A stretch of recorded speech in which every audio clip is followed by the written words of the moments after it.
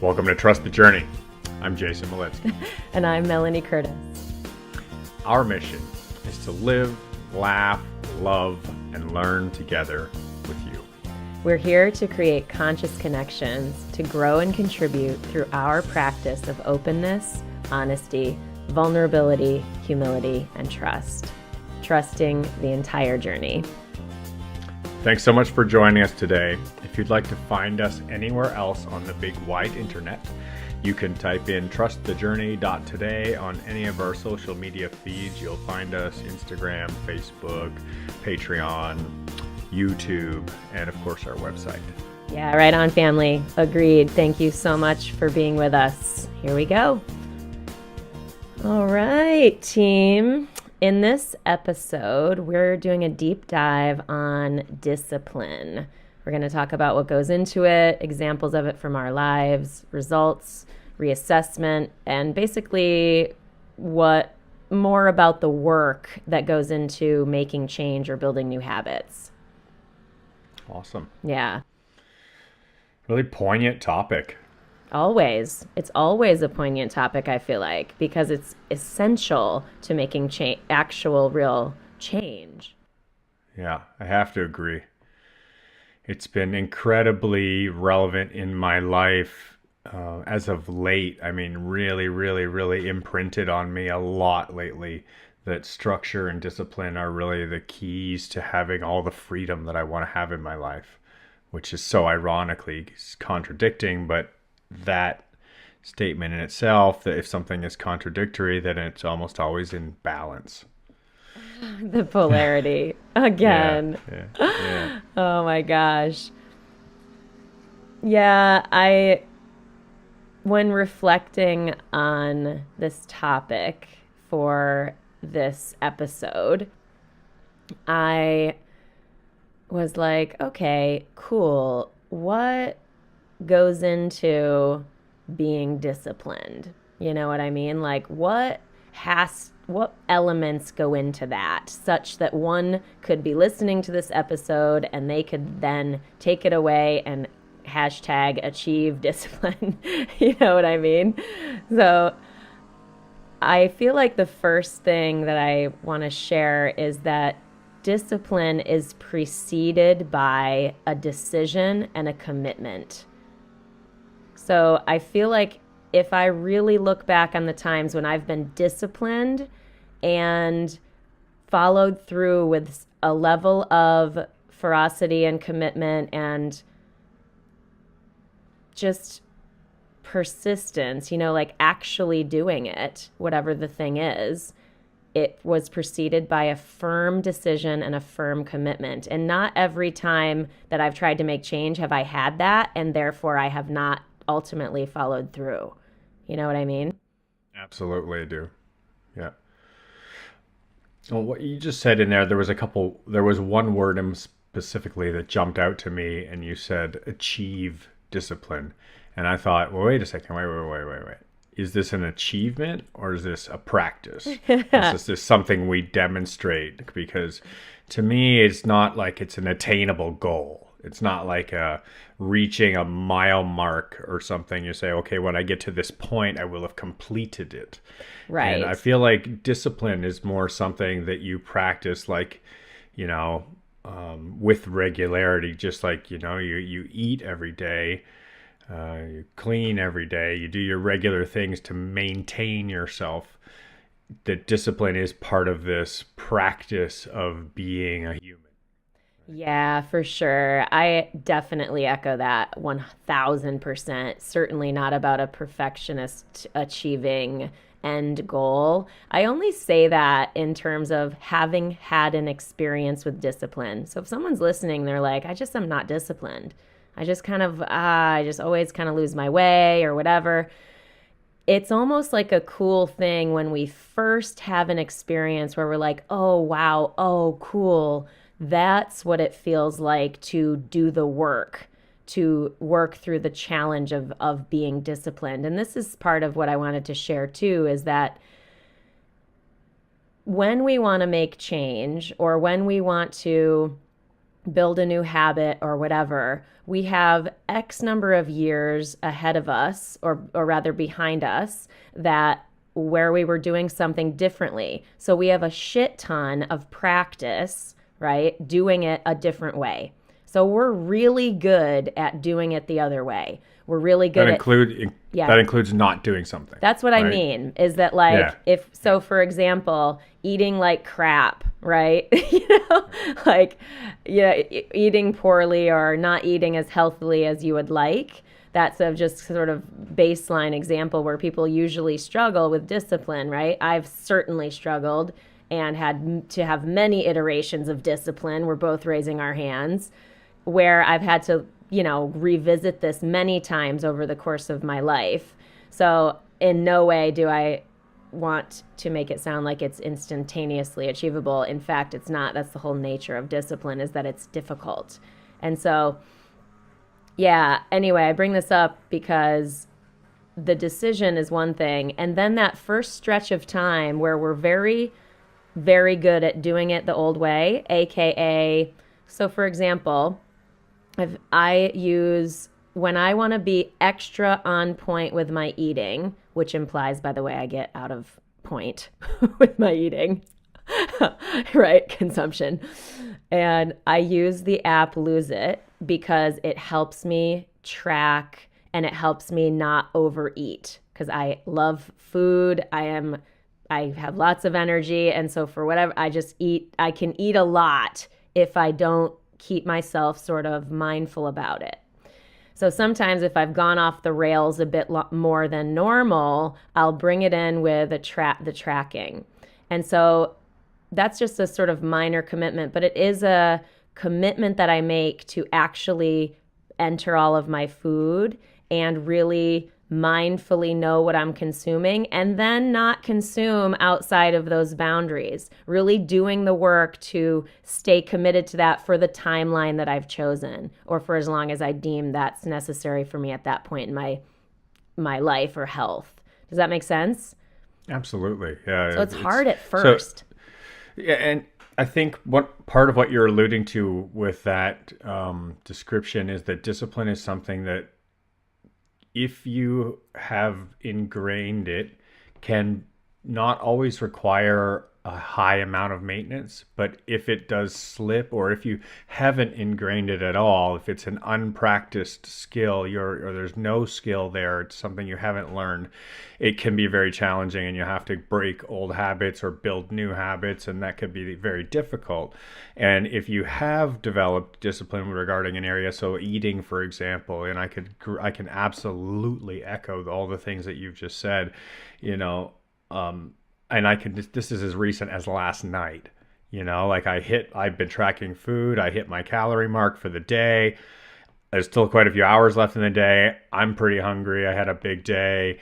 I chose to eat beyond my amount and I didn't enter it before I went to bed. I got up this morning and I'm like, don't cheat yourself. Don't hide that piece that you ate beyond the limit. Enter it this morning, even though the day's over. And I'm like, oh, I'm 400 calories over the amount that I planned to eat that day, just to be able to reference it. And so, just continuing to reinforce this model that sometimes we're excellent at keeping track of our goals and staying adhering to them, and other times we slip for whatever reason.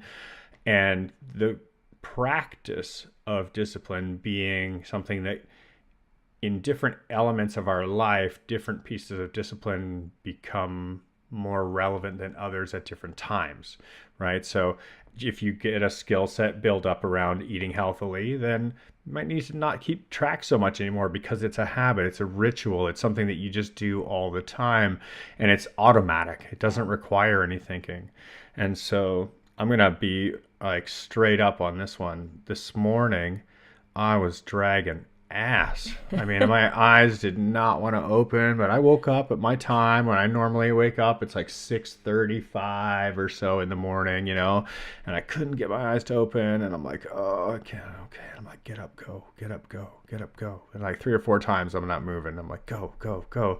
And I'm still not moving. And I'm like, ugh, like force myself up and just super groggy, like put on my stuff. And look, I'm still dressed from my walk.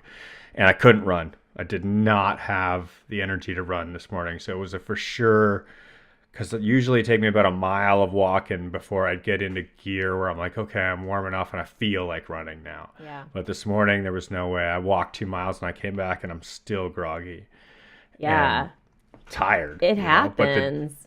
the discipline's there though, right? Like it's Yeah. still gonna go, even though I feel like got run over by a steamroller because of a few big days. Still gonna go. I'm just gonna do it, you know. Oh, that is so freaking true. The Ugh. I can't not always call out the podcast in terms of discipline and showing up. That's something that if I think about what helps me move through the tougher times, is that I do get some sense of like I feel good about myself for just showing up, even if it's like not optimally. You know what I mean? So it's great that you got up and did 2 miles, a 2 mile walk. You know what I mean? And I know you're not looking for that sort of acknowledgement or praise. I'm just saying, like, that's something that if I were in your shoes, I would be like, go me. I at least got up and did my walk.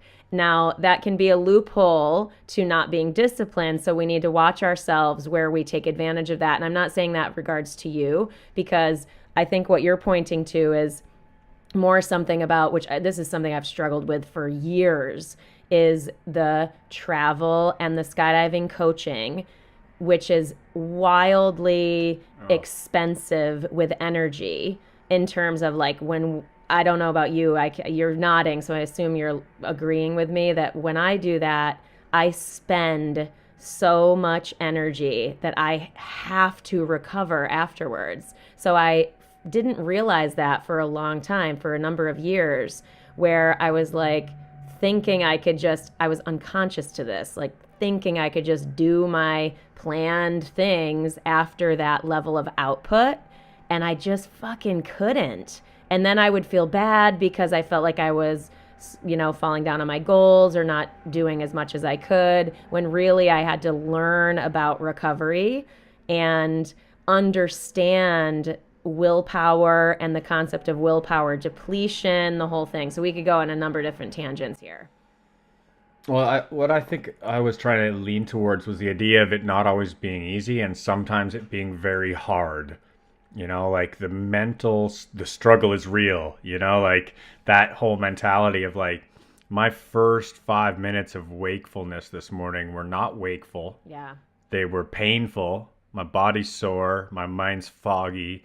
And discipline is the difference between rolling over and going back to sleep for another hour or just forcing yourself, myself, ourselves to stick to the plan and to stay on course and do what the higher self really wants for ourselves in our lives.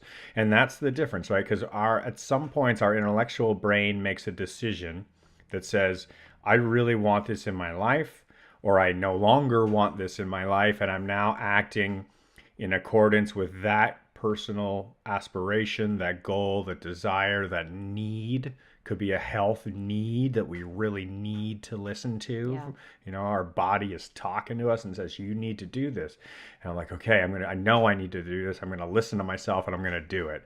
And then when we're groggy or we're tired or we're hungover or we're exhausted or whatever, it's so easy to slip into that lower part of our intellectual self, our mind that's like tired or lazy or could easily just go, yeah, but if I just slept for another hour, I'd feel so much better. And it's a bit of a game inside of our own head, right? Because we know that the me that decided that I needed to do this for myself knows what really is better for me and knows what is going to, in the long run, pay the value back for the time and that hard decision in the moment. If I really do get out of bed and go for a walk or run, then, at the end of maybe not today. Maybe today I feel like run over by a steamroller all day long. But at the end of the year, if I've done that every day for a year and made that a habit and followed that discipline, I'm going to feel so much better than if I slip in my habits and go back to an old way of behaving that doesn't include that and allows myself to maybe stop doing that altogether because I no longer maintain that discipline of doing it even when I don't feel like doing it. Yeah. You know? Discipline is absolutely for the times when it is difficult. Oh gosh. It is, that is when discipline is present. You know what I mean? Like, if it's easy to do it, then we don't theoretically need that much discipline because we're just going to do it because we want to, or it's easier. I think back to the times, and I just even like, the times when we feel, and this is for me, like reflect on the world tour when I was really just quite depressed. I was emotionally sad. I was in this really sort of down period. Now, this can happen in bigger periods of time. It can also happen in, a couple of days in a week. It can be a short term period or whatever. But when people are dealing with emotional struggle that is maybe unrelated to their goal or whatever, this is something where I've recognized with my health goals. This is where I learned about the nature of how endorphins affect me when I am feeling more depressed than other days, right? And so the discipline for me is it could be way easier for me to stay cuddled under the covers, typing on the laptop, reflecting, because that's a different version of way I serve myself, is writing and processing and stuff like that. But the discipline to get out the door and go for a run when I didn't like running, it was like, I know this is going to help my current pain point of this emotional struggle. So I'm going to get up and I'm going to go and I'm going to do this because it's like a real true self-love piece in that instance. So I bring this up because, we all get depressed sometimes. We all get down sometimes. We all have tough days emotionally. And so that discipline to get some kind of uptick of positive energy into our systems through exercise or getting out in nature or doing something that brings up positive energy for us, that can take discipline in those moments because the emotional feelings would have us absolutely not want to do that, most likely to retract. I'll continue to reinforce what you're saying there with the discipline is for the times when it's hard. Just staying on that theme because when very often the things that we are aiming to include in our lives, they waver greatly between being an absolutely delicious experience and a horribly sour, rotten one. It can just go to either end of the spectrum, just like anything in your life. Like you can have an amazing day at work, or you can have a horrible day at work. Your job could be great, and some days your job can suck. And the thing is, I could think of a training day as a great example. I can have a training day where it's so much fun. I just have the best day and absolutely enjoy every minute of it and just have a highly successful, productive, enthusiastic, good mood, meeting goals, great conditions, like just checking all the boxes kind of day, right? And then you have another day that's just exactly the opposite, where it is just hammered dog shit all day long, in pain and struggling and grumpy and down and all this emotional descriptions that can relate to that, that kind of a day that goes by. And I don't feel an ounce of discipline being exercised on that amazing day when everything's awesome. Yep. It just feels like it just all happened by itself. It's the days when you're feeling like you got hit by a truck and you went and did it anyways that you're actually engaging that word discipline. Yes. And now the word has an interesting connotation to it because I feel like as a young person, as a child, that when we are disciplined, that when we are forced to do something we don't want to do, or when we are punished or penalized for acting in a way that doesn't fall into an alignment with the goals of our family's belief structures or the law or any of these structures within our society or the communities that we live in, that word discipline comes into place. Like, you're going to be put back into alignment. And when we're not the completely responsible for making our own decisions, so as a young person or as a child, our elders guide us and say, we're going to do decision making for you because you haven't matured enough as a being to be responsible enough to make your own decisions right now. And so we're going to tell you what's okay and what's not okay with regards to following structure.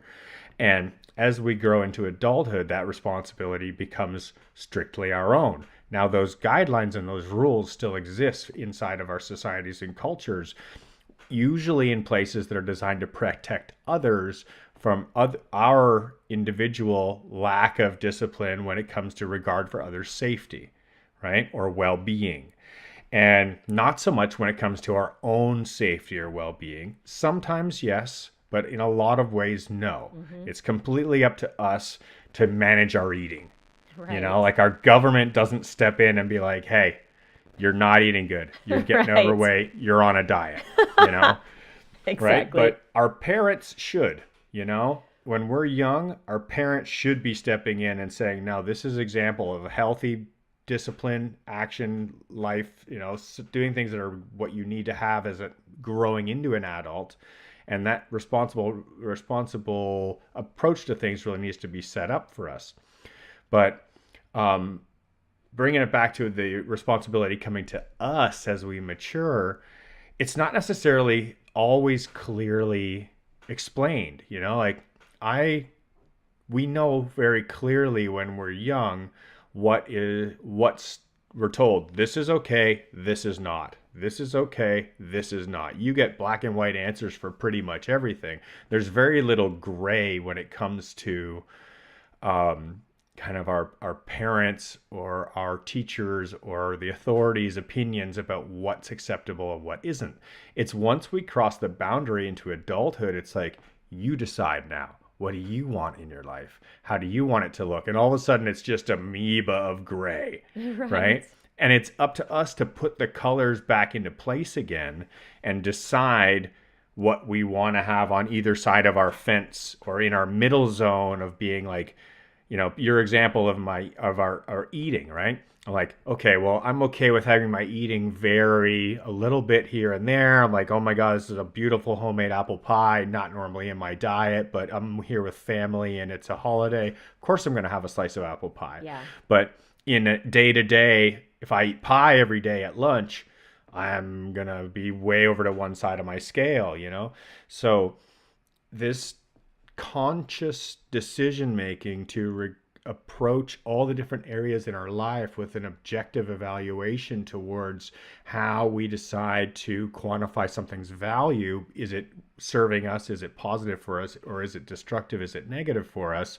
And how close to either side is it if it does have some gray, and then choosing one or the other with regard to everything in our life and making disciplined actions, disciplined choices in these areas. And most specifically, and I'll end this thought with this poignant piece, most specifically, choosing these decisions with regards to the things that are dangerous to us, that are harmful. So I'm going to talk about things like alcohol or cigarettes or addictive behaviors, self-destructive behavior, like recognizing the things in our lives that can be self-destructive or harmful and actually viewing them and being, wait a second, why am I doing this? What am I doing here? And wait a second, I'm going to choose to be disciplined about this because I've had something in my life that's occurred Yeah. and became something. It just is for whatever reason, and not being judgmental about it, but actually just being objective to it and choosing into the self-love option with regard to that, the one that's not intentionally harming ourselves. Yeah, you point to the reassessment, to the assessment and reassessment piece of this, because, yeah, it would be great if we could just decide and make the commitment and it was easy to choose that. It's not always easy to choose that because of all the gray. Sometimes we're just like, I'm not really sure what I want my commitment to be. I'm not really sure. So that brings us back to the experimentation and iteration. So we might decide to start one thing, or we might decide to do something a certain way, or we may not, right? So that if we have decided and we're starting to try something, then we're reassessing. We're touching on the results that we get, what happened. This implies the debrief process, which we've mentioned before.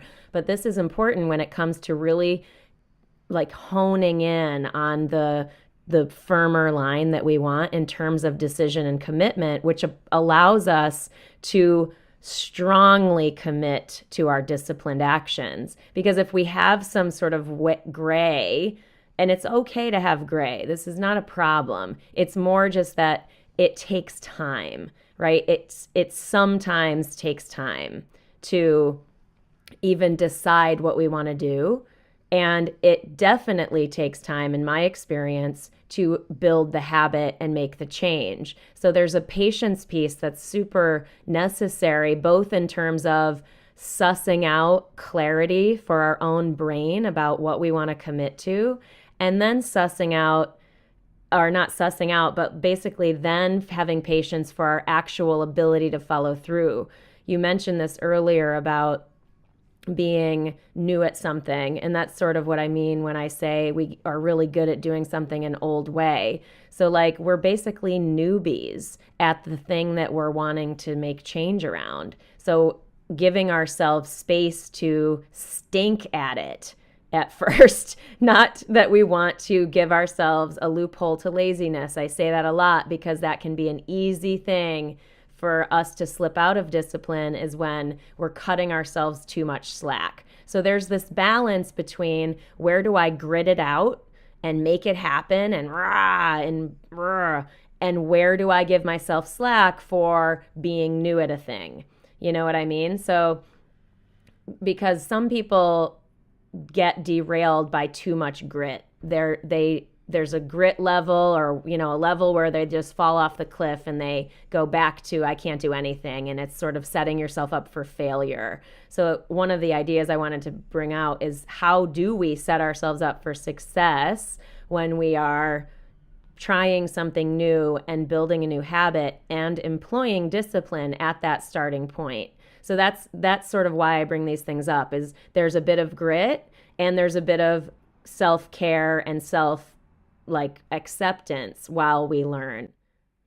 So I went through some challenges very recently about with addiction. I've had addiction problems my entire life. I've been an adrenaline junkie since I was adolescent. And I've always had this kind of highly addictive personality, and I made a commitment to myself to be sober, and with that, I've had some relapses. And when I relapsed, I didn't say to myself, "Oh, you suck, you piece of shit. You can't even stay true to your own commitment to yourself. You said you didn't want to do this anymore. Now you went and did it again."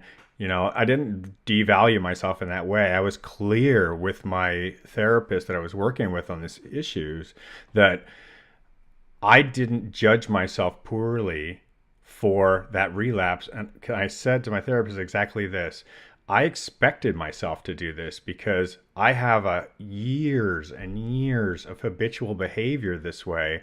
And so I fully expect to see this resurfacing over and over again through the process of changing my habit to one that's a more positive reinforcement of an opposite polarity. I don't expect the pendulum to just swing once from one direction and stop on the other side and then Right. freeze frame. That's ridiculous, Like, of course, I'm going to go back and forth until I find a new balance of self.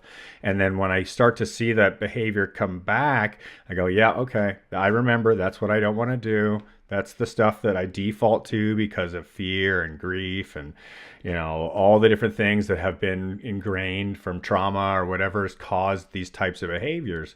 And no, I'm going to go back to being what I want. And then if a relapse happens again, going, yep, there we go. That's a reminder. It's all good. But look, I have my percentage is shifting. Even if it's a 1% shift, it's a shift, you know? And so I wanted to touch on one of the other things that you mentioned on there is that I think it's very, very poignant in our lives to be in a conscious state of reevaluation. And so, where this has come up for me is in many, many different areas of life. So, I'll use my an example of my taste, my palate for what I like or I don't like. I've heard that our palate changes like every 7 years as one description of like what flavors we might appreciate or not appreciate. And as a child, we might be like, ooh, that's gross. And then as a younger person, you're like, oh, I actually kind of like this. And you get a little older and then, no, this is delicious. And we completely change our opinion about something. So, we may form an opinion about ourselves, about a certain behavior or habit, and our level of necessary discipline in regard to it, and make a decision at some point in our life. And so I'll use working out for an example. I made a decision when I'm 25 that if I work out once a week, I'm at a level that I feel good about and that sustains me and I'm great. And if I stay with that for the rest of my life, well, I'm probably not going to be the same version of me that I'd like to be. And as I get to 35, I probably need to reevaluate that and see if it's still on point for where I'm at in this point of my life. And I could relate that to how much alcohol use do I have, or how much work do I do do I work 40 hours a week? Is that the level of discipline that I need to have for a relationship to financial earning? Or does that need to double at some point in my life? Or does it need to half or absolutely completely reduce to zero at some points in my life because I reevaluated my overall situation and now things are going to shift? And so I wanted to really reinforce and remind ourselves and our listeners that a regularly scheduled reevaluation of ourselves and all of our choices with regard to what we think we need or don't need, want or don't want, should be done on a regular basis, because when we do a true objective evaluation of ourselves, we might realize we don't have the same opinion or feelings that we have been basing our actions off of. Right? Yes. Yeah, and that's just like discipline is a practice, I think. These these pieces go together. If we blindly go, this is my commitment and I'm going to be disciplined forever, then it's basically just like, is the ship going in the direction I want it to go? You know? And just making Yeah. sure we just check in with that. You know what I mean? And so that's the thing. Like, if we reevaluate every third day, maybe not. You know what I mean? So it's about, when do we do that? And it's not an exact science in my experience. It's really more like, what is the goal? What is the projected timeline of, getting better at that, or building that new habit, yada, yada, yada. And making sure we assess our own feelings with it and check ourselves before we wreck ourselves effectively by going, is this my resistance to just the change that I know I want to make? Or is this a sign that I am in a direction that I'd rather tweak? You know what I mean? So, like, that practice is a different animal, but it's part of this process of choosing the directions we want to go in. Thus, our discipline can be as fired up and fueled as it can be. I was really hanging on the value of both choosing into and out of different forms of discipline, or replacing different choices of what to be disciplined in at certain times. So, one of the most obvious ones externally in my life that anybody could observe is the choice to train into an athletic, so for me, canopy piloting absorbed the greater part of my young adult life, somewhere between 27 and 40, so like a decade of my life plus disappeared towards completely being disciplined into one thing and choosing that one thing and prioritizing it above all other things. And that discipline was to a level of 100. It was like, this is the most important thing. I'm 100% disciplined on this, and that's I'm going to choose over all other temptations or distractions or staying in bed or getting extra sleep. No, I'm getting up and doing this because this is what I want more than anything. And that changed. Like, I think one thing that's really important for us to recognize is it's okay for that to change. Absolutely. Like, that can completely change, because right now you couldn't get me out of bed to go. There's no way. I'd be like, no. I know. You can offer me $1,000. I'm like, no, thank you. This is of zero priority right now. It is absolutely not even on my list. And I used to have it at 100%, where I would pay you $1,000 to be able to go do it, And now I'm like, pay me $1,000, and I'll say no. Yeah, agreed. And that's so important for us to be like okay with. Yeah, it's totally okay. Yeah. Even if it meant everything, and we defined ourselves because of that disciplined action with regard to a particular thing. And a military, this is the perfect example. How many of my military serving friends who spent their life in these structured institutions, they've depended upon that structure and discipline for a version of themselves. And then when they unplug from that, they're like, I don't know what to do with myself, because it's been such a hugely defining version of self, and it's super challenging. That's hard, right? Like, that's so the hard. So hard. Oh my God. I feel like I've had many a conversation with people about this as a life coach from the skydiving community, and sort of growing forward from those professional roles. I certainly experienced this. I'm happy to share my story that I did a talk from the stage last year, but it's a thing to basically find yourself growing forward from a very strong identity that you've had. Oh my God, like, that was so confusing, such a confusing thing and scary thing to go, okay, I'm going to experiment with filling my life with other things. Like, I very much chose this, and this is relative to taking a couple of years off of skydiving, where I barely engaged the sport at all, other than to write my column for Blue Skies magazine. I just was committed to that and disciplined. If we talk about discipline, I've always been, for 9+ years, been very disciplined every single month writing that. And as a result, it's one of the things I'm most proud of. One of the quotes that I wanted to share today came from the book Principles, which you recently recommended to me, which I'm halfway through listening. It's by Ray Dalio. It's excellent.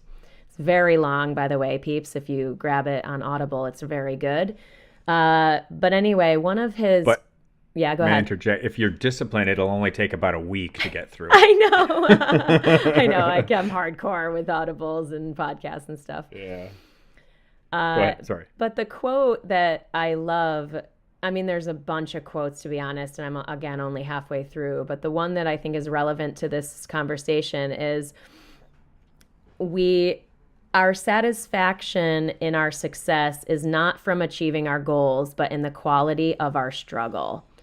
And so that implies, that implies that there is going to be struggle, and that the struggle is actually our cue that we've got some serious, like, gold and life and true, like, deeper, richer fulfillment on the other side.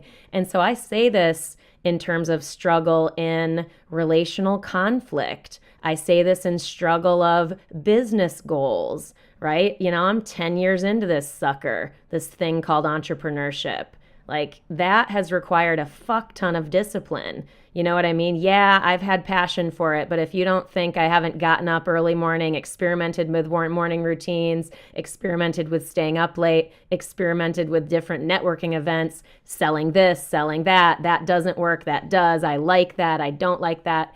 It's a long, long, long iterative process, but one that requires discipline because entrepreneurship I feel like is a good example because it just as in life, it's a great mirror for the ups and downs that we experience. So when we end up in those troughs, when we're struggling, when we're maybe not making as much money as we'd like to make, or we're having those relational conflicts, or we are, just not feeling as inspired as we once did, that's when the discipline comes in to do the reassessment and stay the course and keep going and or make a change if that's really what's appropriate. What I wanted to touch on, which I feel is it's so divinely powerful in this relationship of the application of discipline, is it will very often in the struggle feel like a struggle. And that's Yes. all it'll feel like at the time, right? You're just like living the struggle and like letting the struggle become you. I mean, I can't think of enough times when I've walked up the side of a mountain. It's the analogy of analogies, right? Like the struggle to reach the summit kind of thing, climbing the ladder, climbing the mountain, and it's just wallowing in the murderous challenge of that you're in that moment. And what is the point of this, and why did I start doing this in the first place? And oh my god, I freaking got myself in. I'm like, I just want to quit, and I want to go back crawling to bed, and just so far inside of ourselves that we can so easily forget our why, Yeah. and or diminish our why that we had at such a great value in the first place for why we started, or even the freedom for it to be an exploration of why and not necessarily know why. But the what I wanted to hit was the rewards of discipline. The rewards cannot be understated.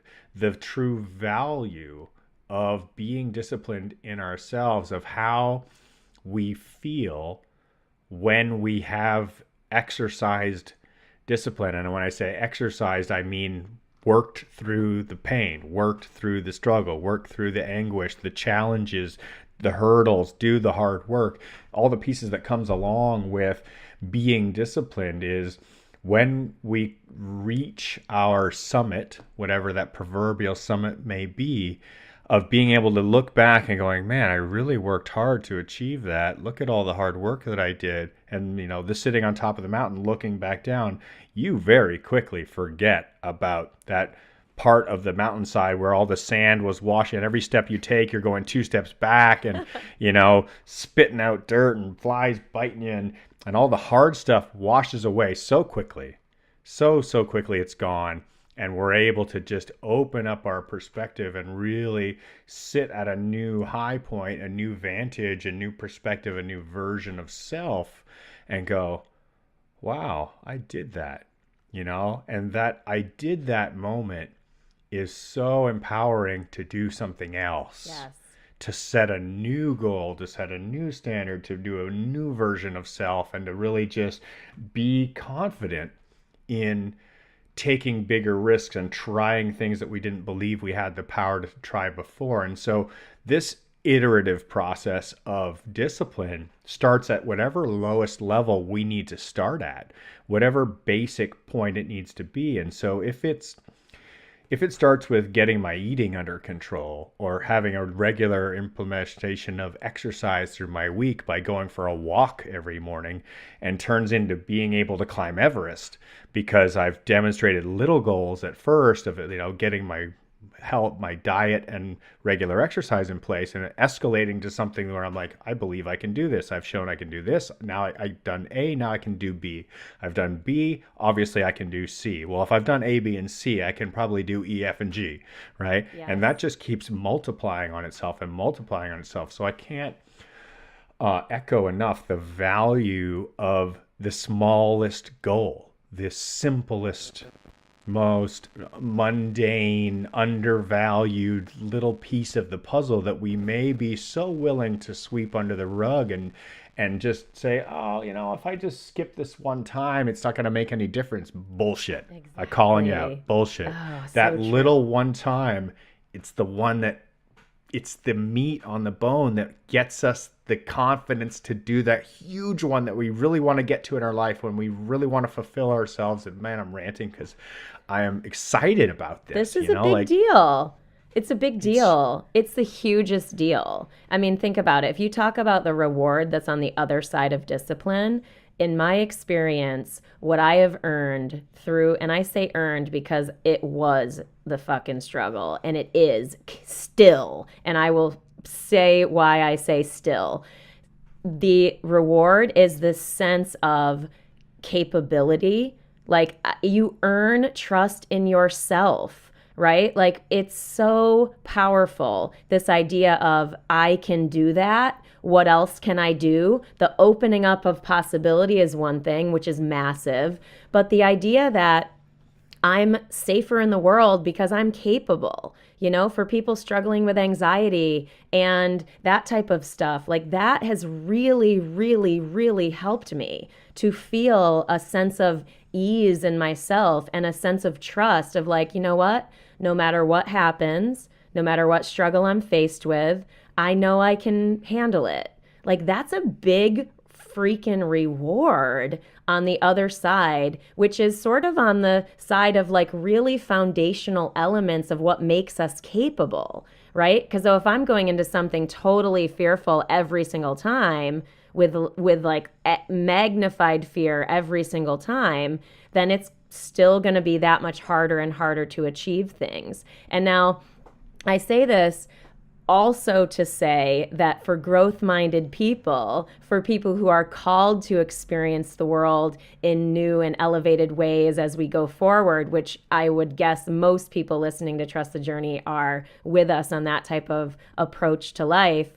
Theoretically, that means we are consistently living inside some version of struggle because growth is a version of struggle. And so, like, for people that come to me as a life coach that are just sort of in the mindset of, oh, I want the struggle to just be over or easier, right? That is totally possible to have that. It just, that's then usually a choice where we decide to take some time in our comfort zone. So there's nothing wrong with that, but just recognize that growth implies struggle, like striving implies struggle. And so when we notice that we are experiencing struggle and requiring discipline to follow through and do the things that we've said we want to do, that's actually the good stuff.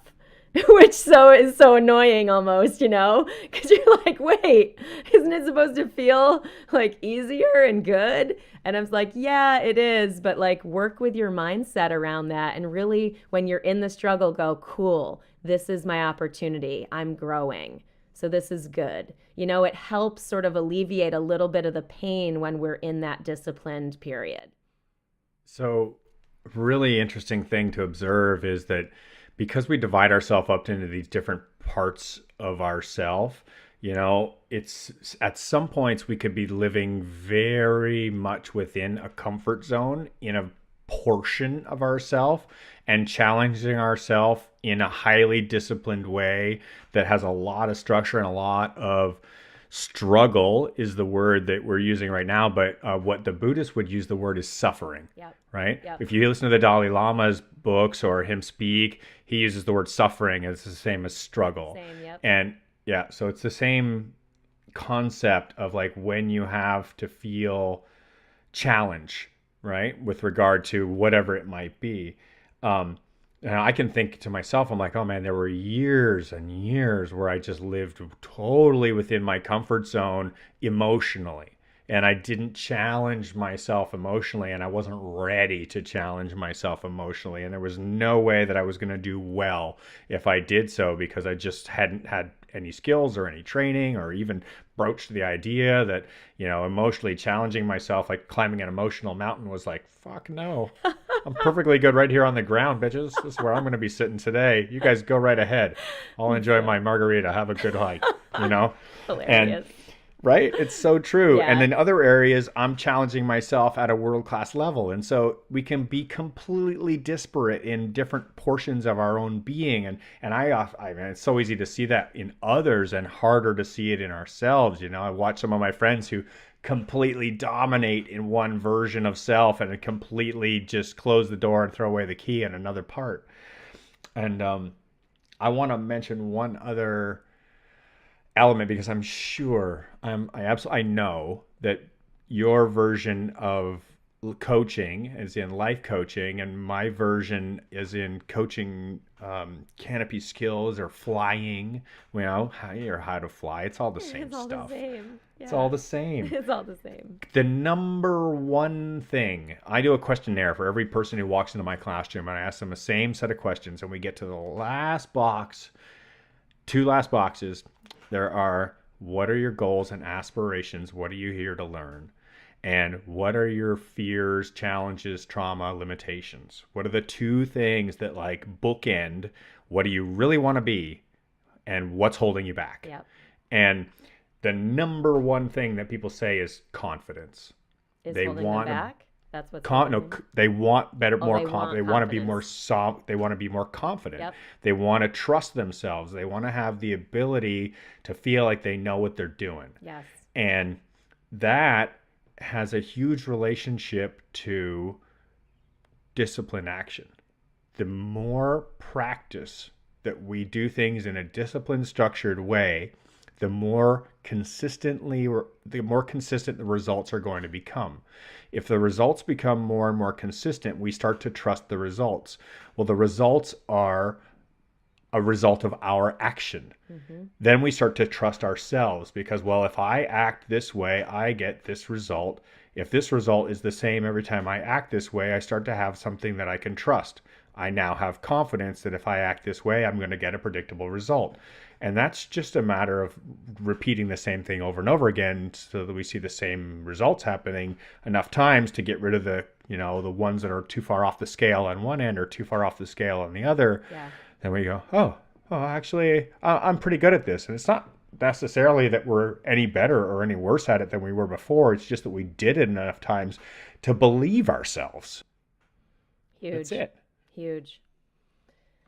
Yeah, absolutely huge. It's so worth it. Like it is so worth it. In my experience, doing hard things is always worth it. Like for reals. You know what I mean? And so God, who knows? Maybe you could even be like, God, a growth minded people just like masochists, like just wanting to like be in the struggle all the time. But it's not. It's not that, because I feel like, at least for me, it feels it feels fulfilling to me to lead by example through struggle, because I feel like we are always all faced with struggle or suffering in some form, all like in our lives. You know what I mean? Whether we choose into the struggle or the suffering, right, through this discipline choice, or through life events, which would be the like life kind of throwing it our way. I just feel like that's really on top of the life experience that I have in my own sort of singular self, feeling like that rise in confidence, as you just talked about, and the rise in feeling safer and trusting myself to be capable. Those things are really comforting feelings, and they really serve me in my life and my work. And the other side is really feeling, and this, we get a lot of this from Trust the Journey, like with peeps like that are listening. And by the way, thank you to everyone who's given feedback. But when I get a remark that something has helped another person because they've witnessed a possibility, or they've connected to maybe they can do something too because we have, or whatever, that makes me feel really good. It just makes me feel like I'm contributing to the world and to other people and helping be a part of a greater good. And I just deeply believe that, because there's a shit ton of suffering and struggle. And I love that I get to be a part of helping people feel more confident and more capable, and just that it's possible for each of us to learn and grow in skills and various ways through those challenges. Awesome. I wanted to share something that I feel like is really important to mention. Um, you touched on the growth-minded people. Don't you? Do you just want to suffer all the time? Don't take a break and relax, kind of, mellow out or be cool, kind of like easy to be around. Because yeah, it can be a pain in the ass to be around people who are overachievers. I'll tell you what. I hang out with Melanie enough, and you're gonna feel like, oh my God, I'm not doing enough in Oh, my life. please don't say Right? that. Oh my Yeah, no, but it's God. true. I mean, we all do that to each other. Like there's Yeah. all somebody that we look at in our life and going, "Oh my God, they're amazing. They just never stop," and there's always somebody else that's higher and higher up the list of a overachiever. But what I was trying to get this summary to is the differences between, so when we practice discipline, what do we do for ourselves is we create a known where I know that if I act this way through doing these behaviors repetitively, I've created a discipline structure for myself, that I'm going to get a very predictable result, right? So I create a lot of structure, and that provides me a very consistent result. Boom. Simple equation, right? Cool. So now, does that make me boring? Does it mean that there's not new, unknown, interesting, challenging, fun? Does it leave room for variation? And man, I've struggled with this. Like, this was a huge thing because I love exploration. I'm a wanderer, a free spirit, somebody who likes to just be open-minded, and I don't want to put a box around everything and structure it all up to where I can't have the freedom for something new to occur. And I say absolutely not. It is exactly the opposite when done correctly. So there's a couple points in here that I feel are very valid, and one is structure and curiosity are two different things, right? So providing yourself a very well balanced and grounded and thought out structure to lean on does not mean that you're no longer open to trying new things, or coming out with a completely different answer that you might normally come up with.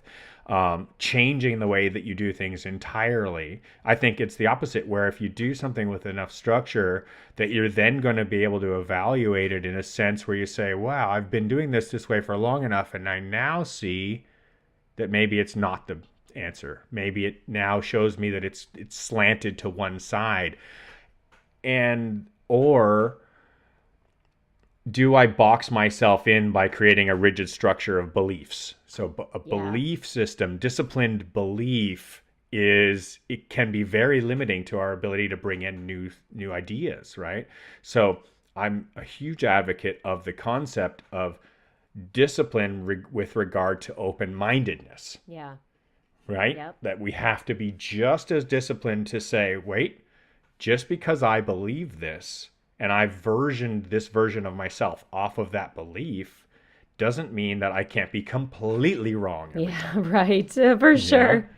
So I have to hold a hard line of discipline against Jay because Jay thinks that I know everything.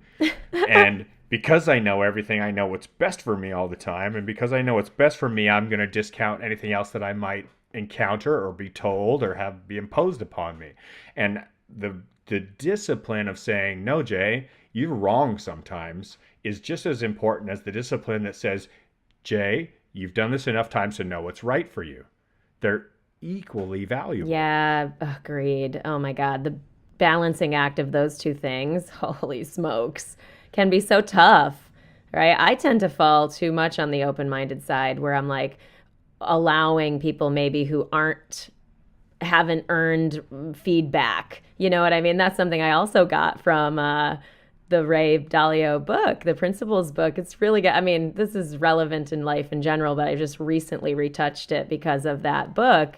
But yeah, like the idea of strongly believing that problems and disagreements are brought to the surface so that we can learn to what a better way forward might be. So that implies an open-mindedness. But the reason I bring this up is I just put a post on Facebook and Instagram about this particular quote and invited people to comment about it. And one of the people responded, and it was about like, well, don't let, make sure you also stand up for yourself and you don't like let people judge you to and cause you harm because of what you're allowing to come in. And so there's again the balance of all of that. So of course, yeah, in an earned or a decided team environment of that type of culture, or in a relationship where you've earned trust where that level of feedback is appropriate, then fuck yeah, hell yeah. But it's sort of like the Brene Brown quote, if you're not in the arena also getting your ass kicked, I'm not interested in your feedback. Right? But if you are in the arena, then I am. Then that respect is given and shared. Yeah, for sure. Well, it's been a pleasure sharing with you today, Melanie. Yes, as always. Oh my God. Yeah. I commend you. I'm proud of you for the discipline you're Oh, bringing to your own life these days. It's impressive and inspiring to watch, and I mean that. thank you. Today was Yeah. hard. Today was Oh, just the morning was hard. I just want to repeat that. Like for everybody listening, it was not fun today. Today was like and every blah. every time you think I'm Uh, doing literally everything over here and I'm crazy, it's only maybe just imagine that it's not that way in other areas, but it is in Trust the Journey because I love it so much.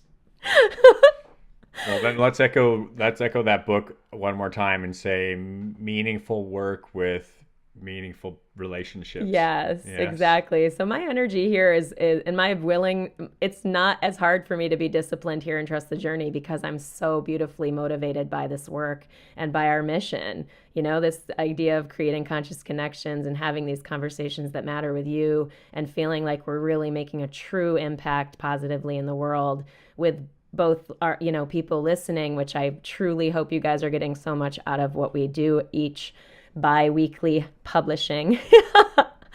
But even in the Trust the Journey family too, like I feel like those connections are deepening and that is just wildly motivating to me and inspiring to me. So I just don't need as much discipline here. But we could talk about, cleaning my house when I get disorganized. Yeah, if the food stuff, yeah, other stuff, certain tough conversations to have, yeah, discipline, so it's all varied. It's that compartmentalized thing, which it's also very relevant and I hope is of value for people to hear. Awesome. Well, if you got value from this episode, please share it with somebody else who you think would also get value from it. There's no better way than word of mouth to get the word out there if something if rings true with you, And I really think that is our goal. It's the creating conscious connections piece. So we would like you to help us along and to be part of that choice in creating this in the world so that we're out there taking action and you're like, hey, this is valuable, I want to share it with somebody else. Let them know that they're of value to you and you're thinking about them by sharing something that you think is poignant to them and including us in that and giving us the opportunity to reach those people. So thank you if you do. Yeah, definitely. I do that all the time where I share podcast episodes that I think are excellent, and audiobooks and stuff like that. So yeah, it can be a small like act of love. So I definitely invite you guys to do that. If you don't, by all means, that's totally cool as well. If you're just listening, I mean, truly, thank you so much for being with us. You're welcome also to join our Patreon Trust the Journey family. So to join that, that's really if you want to expand the conversation directly with us in our private Facebook group. Just go to our website, trustthejourney.today, scroll down. There's an orange button on the bottom that says donate on Patreon, and that'll get you into the Trust the Journey family. Oh, well, thank you, everyone. Yeah. Remember, keep laughing, keep loving, and keep trusting the journey. We love you. We love you.